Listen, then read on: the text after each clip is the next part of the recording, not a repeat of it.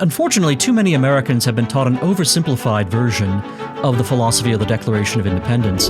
This is a moment of philosophical and legal and constitutional crisis for America. We American citizens today have to be just as active as our revolutionary forebears were. We have to understand the philosophy behind the Declaration of Independence. We have to understand how it operated and how it was put into effect, because if we don't have that understanding,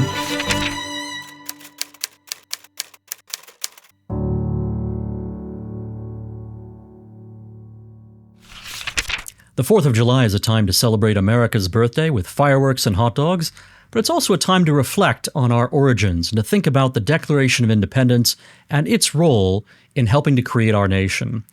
Now, many conservatives are skeptical of attaching too much importance to the Declaration of Independence.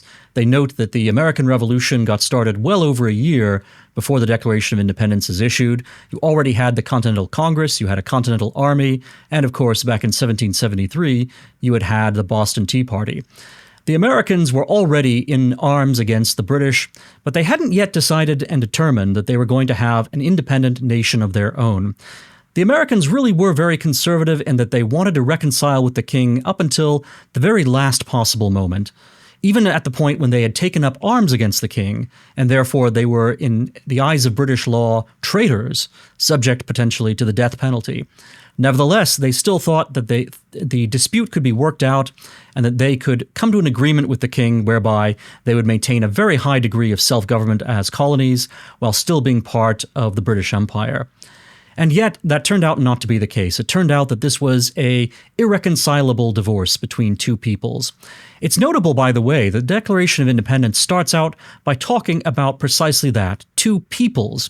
It's not just talking about individuals. It's not just talking about the Americans versus the British. It's not just talking about systems of government, a republic versus a kingdom. Instead, it talks about two peoples who now have to go their separate ways. It talks about one people that has decided to sever its connections to those of another. The Americans, who already are a people of their own, have decided they no longer want to be in a condominium with the British. They no longer want to be part of this larger British enterprise, this larger British government, and instead they will be a nation of their own that will have a government of its own. Hi, I'm Dan McCarthy, the editor of Modern Age, a conservative review. Now, you might be wondering, what's the need for a publication like Modern Age, which is a quarterly in print and has a daily website, modernagejournal.com, when there are so many other conservative websites out there? Can't you get your news almost anywhere these days? Well, Modern Age is unique in that it takes a look behind the headlines at the deeper philosophical and cultural roots of what's happening in America today, and indeed in the world, and indeed not just in our own time, but throughout the course of Western history. We're a publication founded by Russell Kirk, the author of The Conservative Mind, which is one of the seminal works of post-war conservatism in 1953. Russell Kirk and The Conservative Mind kind of set the agenda for so much of conservative philosophical and cultural thought in the post-war era. Modern Age was a publication that Russell Kirk started in 1957 in order to continue to advance those ideas every 3 months in the form of a quarterly journal. And today we have a website, modernagejournal.com, which is able to continue advancing those ideas every weekday. The Declaration of Independence presents a very close connection between several things, and unfortunately too many Americans have been taught an oversimplified version of the philosophy of the Declaration of Independence, which has led them to misunderstand their rights, misunderstand their government, and misunderstand their status as a nation and a people unto themselves. The Declaration of Independence, first of all, of course, talks about these unalienable rights, such as those to life, liberty, and the pursuit of happiness. And those are indeed individual rights. But individuals in America do not exist simply as scattered atoms, flying through a void. Rather, the Americans already exist as a people. So these individuals who have their rights already have a certain amount of cohesion as a people and as a nation, even if they don't yet have a national government of their own. This is important because it's in coming together as a people, coming together as a nation, that you then have a body which is able to form a government. Governments are not formed by a single individual alone. They're formed by peoples or by nations. And those peoples and nations then consist, in turn, of individuals who have these rights. So those are three elements that have to be brought together and kept in focus in thinking about the Declaration of Independence. Yes, on the one hand, there are individuals and their rights, but there are also a people and a nation, and then there is the government that is created by that people and that nation in order to secure and advance those unalienable rights. The belief that has taken root among America's elite and all too many individuals within the American people as a result of the way in which our education system from primary school all the way through to higher education has presented the Declaration of Independence and its set of ideas, has led the American people to take a much more passive view of their rights, of their powers as a nation, and of the government that is meant to be answerable to them rather than them being answerable to it. One of the things that has brought about this change in the way Americans understand, or rather today misunderstand, their rights and the relationship between those rights and government is the creation and promulgation of the Universal Declaration of Human Rights by the United Nations in 1948. Now, that's not the original sin in the Garden of Eden, so to speak. There were already deformations and misunderstandings of the Declaration of Independence and of the American system long before the UN Declaration of Human Rights came along. But the UN's Universal Declaration of Human Rights presents a view of rights and government that is incompatible with the Declaration of Independence. And all too many Americans have been conned into believing that the UN version of human rights and government is the correct one, and they've forgotten what the Declaration of Independence actually says and how it actually operates. So let's consider these two differences. With the Declaration of Independence, you have individuals who have their rights, but they're not lonely. They're not scattered, without any kind of connection between one another. On the contrary, they already have a set of connections as a people. They already have a sense of themselves as Americans. That's vital because the Declaration of Independence doesn't create that. The Declaration of Independence takes that for granted as something that already exists. So you have people with their rights, individuals with their rights. They have already come together as a people and a nation, and then they use their strength as a nation. They use their active capacities as citizens to create a new government that is going to vindicate and strengthen their rights, and that is going to separate them from a royal government in England, which has started to tyrannize them and started to transgress not only their rights, but also their practices of self-government that are based upon those rights. Now think about that. The American colonies had a large degree of self-government going all the way back to the beginning of the 17th century. So again, think about the Jamestown colony. Think about all the beginnings of, the Mayflower Compact, the Fundamental Orders of Connecticut. These were documents in which Americans laid out a system of government for themselves, which they had to do because they were so far from England. They were not in a position where they could be minutely regulated and governed by the king's ministers. They had to create their own form of self-government in order to protect their own lives, their property, and their pursuit of happiness. So already the Americans had this experience during colonial times, and the reason for the American Revolution is that the Americans increasingly came to see that the British were interfering with American self-government and with the rights and pursuit of happiness and the property and lives that all of that was meant to be protecting, that the Americans had a system that was working for themselves, and here come the British who are saying increasingly, no, we want to have more of a say in your system. We want to control your trade. We want to lock Americans up when they violate our laws, even if they're not against the laws that you Americans might pass for yourselves. If American juries then refuse to convict Americans who are being charged with British crimes, then we're going to take those Americans who are accused of crimes out of American courts altogether. They will no longer be tried by a jury of their peers, and instead they will be tried by admiralty courts, or they may be hauled back to Britain, where they'll be, tried by a jury of British individuals rather than being tried by their fellow Americans. These are not only violations of the kind of self-government that Americans had enjoyed for 150 years, they're also violations of the British ideals of how a jury system is supposed to work. So the Americans saw that not only were their own traditions being violated, but also the traditions that the British themselves claimed to be upholding were in fact being thrown by the wayside in order for the British to exert more and more power. The Declaration of Independence says that a people who already have had a certain amount of self-government, who already exist as a people and a nation, are now going to declare themselves a separate people who has no more connection with the British and that is going to be able to create a government of their own for the sake of their own interests, self-government, and rights. All of those things are a package deal. It's not just about lonely individuals with their own rights, separate from communities that have their interests and their form of self-government.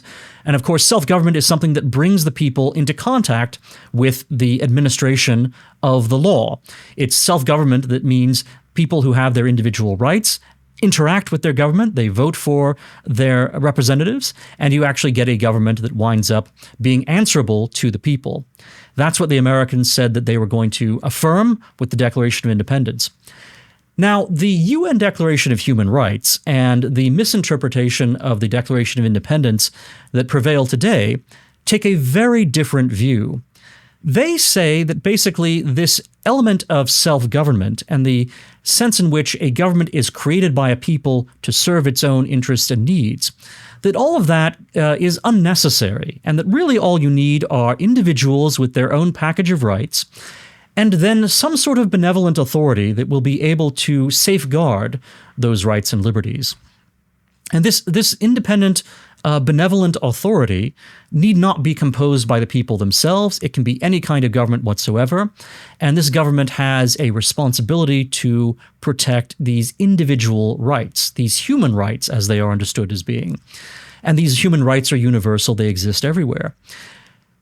These benevolent authorities, these governments, sometimes will not be quite as benevolent as they should be. And so the idea of the United Nations is that other nations will criticize those nations that are not sufficiently responsive to or observant of human rights. But it's really rights that create government from this UN point of view. It's rights that create government from this misunderstood version of the Declaration of Independence that people now entertain. It's the rights that create government, and the people and their self-government, their existence as a nation is really kind of secondary. Maybe a nation or a people exists simply as an administrative unit, but it's arbitrary. The things that matter, the things that are eternal and that are transcendent, that exist across borders and that have the ultimate force within government, those are individual rights themselves.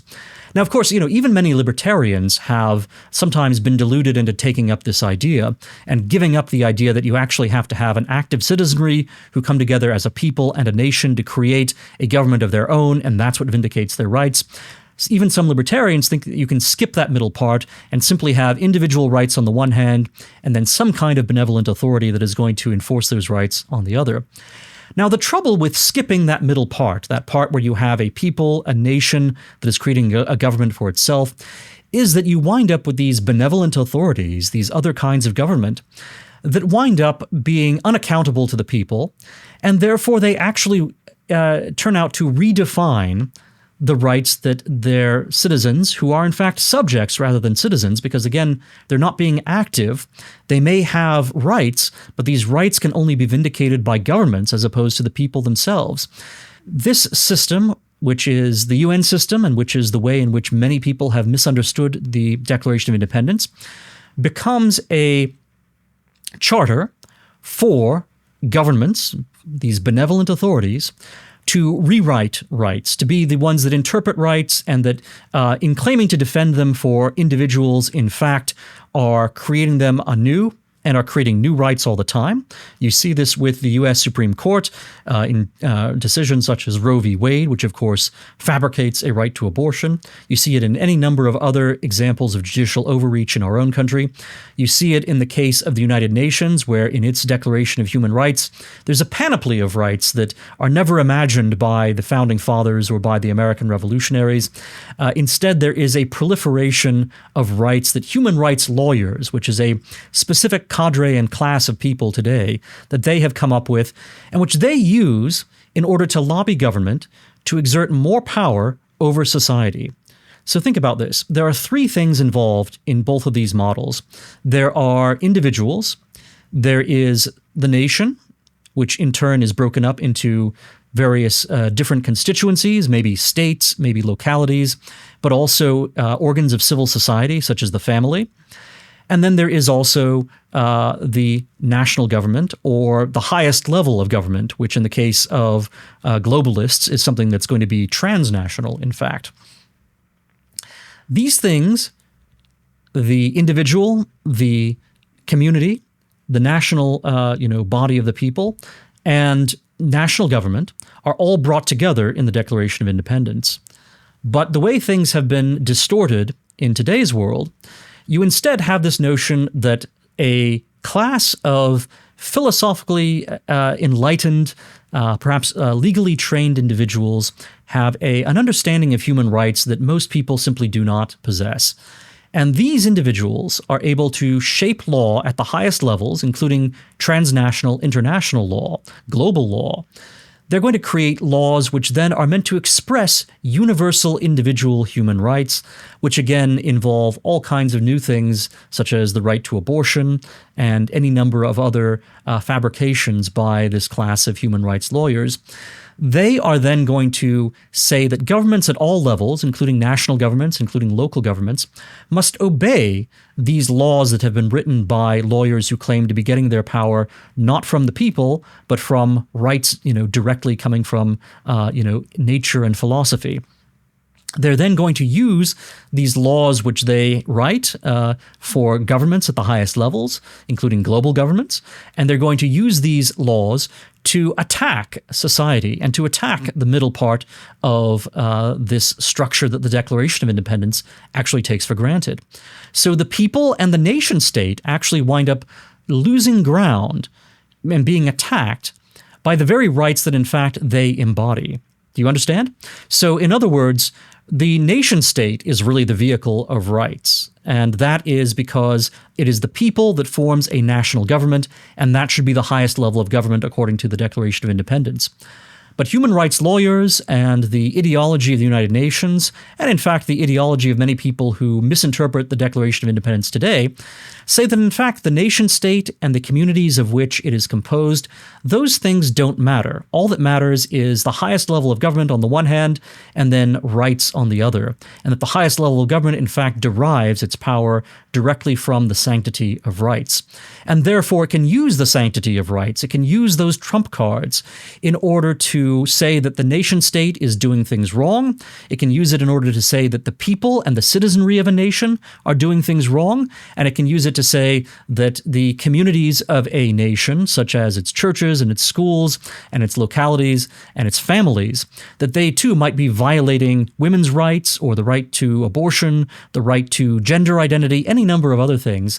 And that therefore it is the duty of government at the highest level, again, at the international level, or perhaps, if you have a benevolent administrative state, what we call the deep state here in America, this kind of expert government, it will intervene in order to vindicate individual rights against the people, the nation, the community, the church, the school, the family. This is a evisceration of the system of government and the system of public order that is envisioned by the Declaration of Independence. It's really the antithesis of the American Revolution. It is the reclamation by governments which claim to be paternalistic. They claim to be acting for the benefit of individuals, but in fact what they're doing is destroying the very principle of self-government.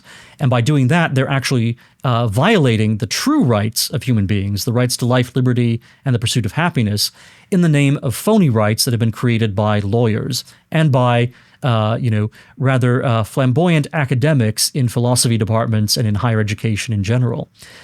This is a moment of philosophical and legal and constitutional crisis for America, because we've had a generation or more of this kind of miseducation about how our rights actually connect to our condition as a people, our nation, and therefore how a nation is able to create a state and a government that represents the people. There's not meant to be a conflict between individuals, the nation state, and the national government. Now, of course, in reality, there can be conflicts, but that's why we have a constitution which creates a divided form of government. It creates it has a Bill of Rights. We have within our own national framework the necessary protections for individuals vis-a-vis community and vis-a-vis the national government.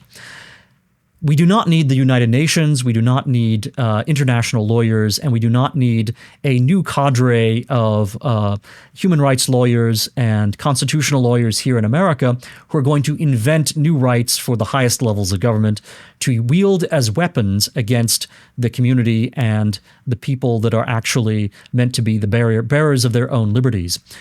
It's a contrast basically between a principle of active citizenship, which is what the American Revolution and the Declaration of Independence envision, and a vision of passive citizenship, which in fact, you might even say that under this more paternalistic system envisioned by the UN, you don't even have passive citizens. What you really have, once again, are subjects.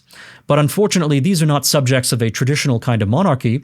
They are instead subjects of a self-perpetuating administrative class, again, of experts, lawyers, human rights lawyers, philosophers, academics, people who consider themselves enlightened and heirs to the Enlightenment, who are going to revolutionize society for the sake of the values and the newly invented or newly discovered rights that they claim to be most important. This revolution that they are going to carry out is kind of an anti-American revolution.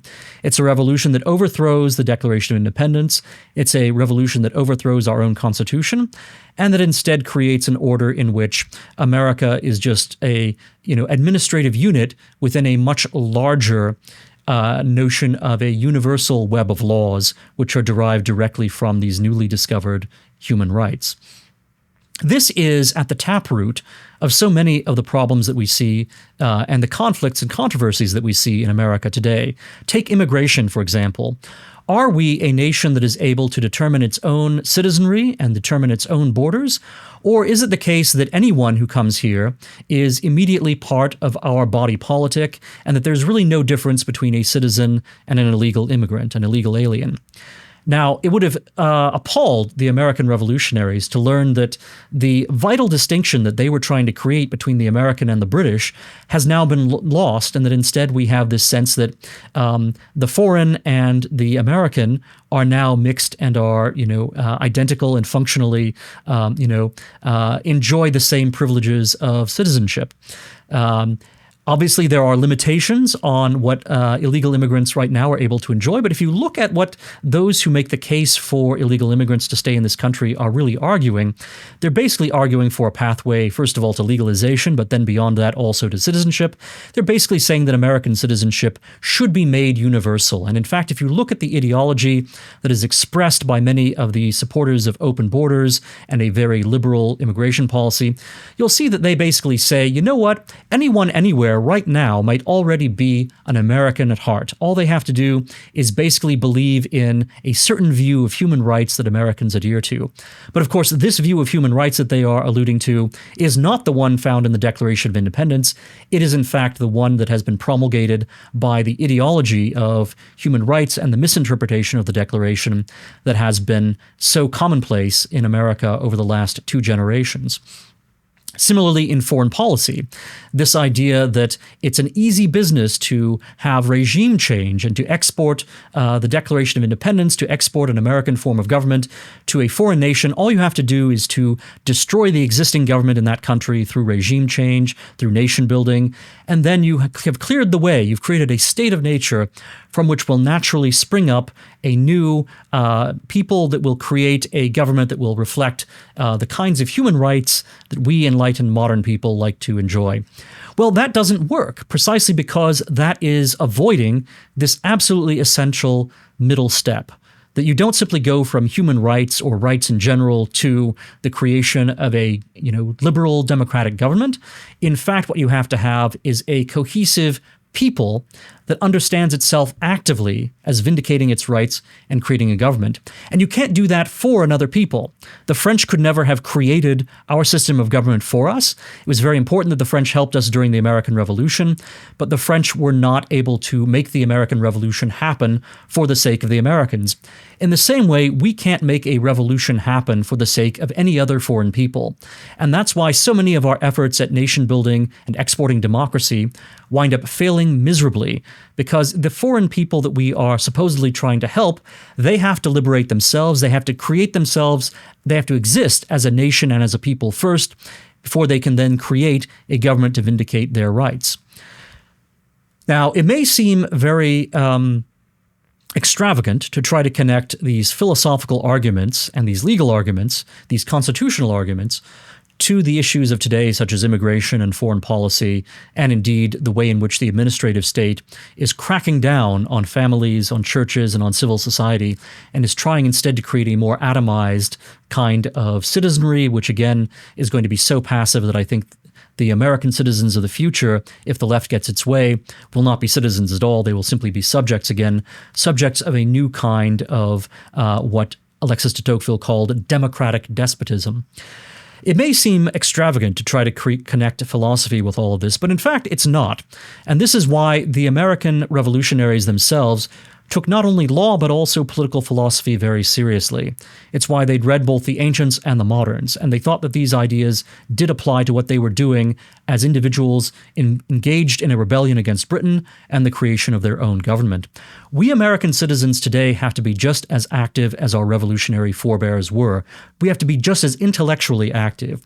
We have to understand the philosophy behind the Declaration of Independence. We have to understand how it operated and how it was put into effect in the American Revolution itself, just as well as our revolutionary forebears understood it.